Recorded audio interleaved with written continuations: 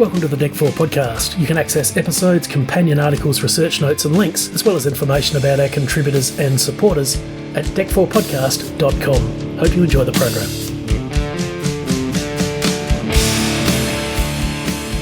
March of 56, Elvis was flush. It was happening. And like any good boy, he wanted to set up his folks with a home. So 1034 Audubon Drive, you know what? When you travel and visit Memphis and the area and you want to hit all the Elvis spots, it is the furthest thing away from Graceland, and it is only 10 miles from Graceland.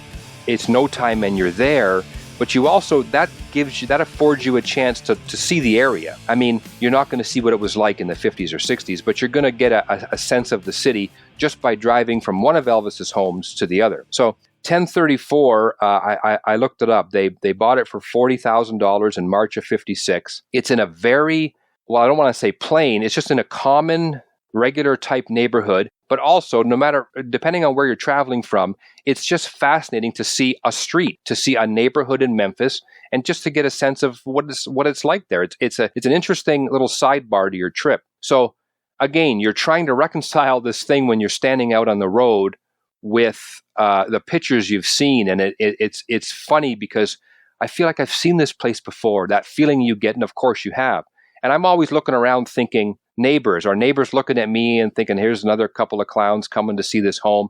And I always think, what is that like? You know, the neighbors of Elvisville, whatever. So there's a small plaque on the brick wall in front of the home that speaks about what it is, its history. But you right off the bat get this sense of this long driveway and the long front lawn.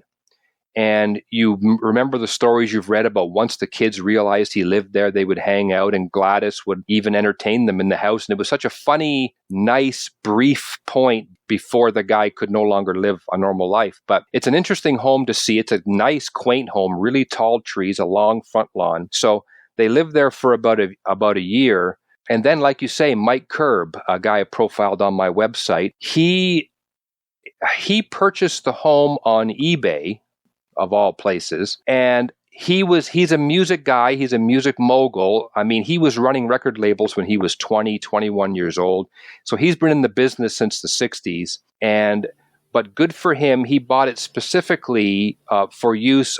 It's Rhodes College, I believe, that uses it as an adjunct to their programs, and it is supposed to celebrate and to educate kids about the musical history and cultural history of Memphis. So they have events there, but it's a working place. It's a workshop where hopefully the kids will go get a sense of the history of their city and of that city's culture, and hopefully get a sense of Elvis himself and his contributions. And they're working in this home where he lived. And it's even a significant home because it was this first step of, wow, like we've really made it. $40,000 and this home, so it means something. It meant something to the family, and it means something to the fans. So Mike Curb also hosts a little concert series there. I believe they call them the Audubon Sessions. I have a link in my article on Mike Curb to a performance. I believe it's Roseanne Cash played there, and there's some memorabilia in the room. So it's a functional workspace.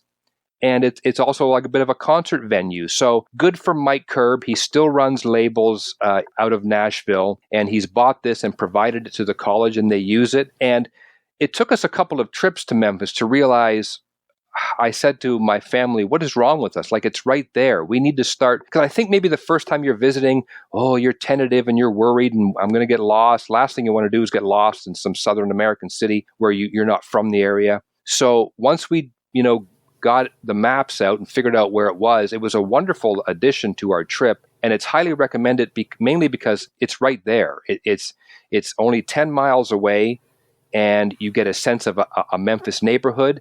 And just seeing that home is a great thing for an Elvis person. Plus, it's impressive, the Mike Curb connection. So that's an interesting destination for sure. You got to go there. Sun is at a kind of a funny spot, and they do have a parking lot there, but it's a little bit narrow and a little bit tough to navigate. And I believe there's street parking there, but we've always parked in the parking lot. But again, you realize there's always a bunch of people around there trying to do the same thing you are. So you're kind of in it together. There's a camaraderie there. Sun is a wonderful experience too, because it is in the original building. The studio is unchanged from 70 years ago. And you realize to yourself, you know what, the pictures, the tiles on the floor, the tiles on the wall, that window into the recording booth where the control booth, sorry. And the awe really is quite something in Sun Studios, because it's a venerable place for Elvis people and even beyond that.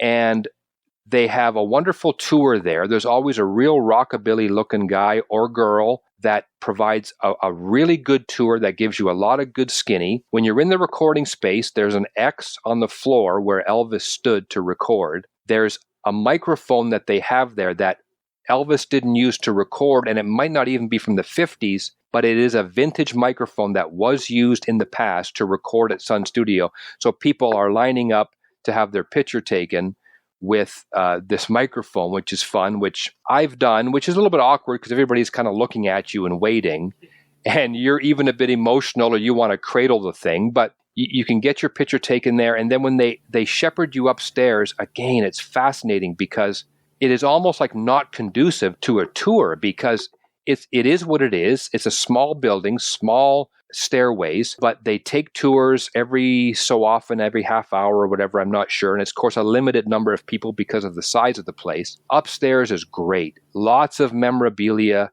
lots of actual artifacts from back in the day, a recreation of a recording studio there that looks it is authentic. It contains authentic pieces. They've just sort of constructed it for you to see behind glass. Upstairs is wonderful. Music plays. The guy talks about the history of Sam Phillips and Elvis, but also all of the other artists that recorded there. It is well worth it. Downstairs, the restaurant. If I'm not mistaken, they purchased that piece of the block later on, but it is a working restaurant that has a record shop in it, which is fascinating. Wonderful merchandise. I mean, we all need the Sun Records t-shirt or a hoodie or whatever they have there. And it's filled with people milling about, and we all have this common thing. And it's a wonderful thing. And the next door is a more common picture you'll see, the Memphis recording studio with the blinds in the window. And that is your entranceway. Actually, you see Marion Keisker's desk, if I'm saying that properly. And the waiting area, and that's how you get into the recording studio itself. Now that is a highlight, and again, it is 8 miles away, just north of the house, and it is a wonderful thing. It's a wonderful experience.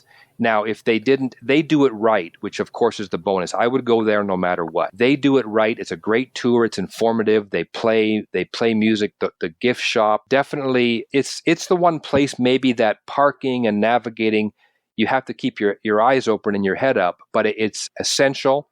It's a wonderful trip, and I got to hand it to them. They do it right there at Sun Records. It's a great tour. Podcast terms and conditions can be found at our website, DEC4podcast.com. You can contact us there or on our social media. Find us on the major podcasting platforms, and we're also on Substack, Facebook, Tumblr, and Instagram. This has been George Fairbrother. Thanks for listening.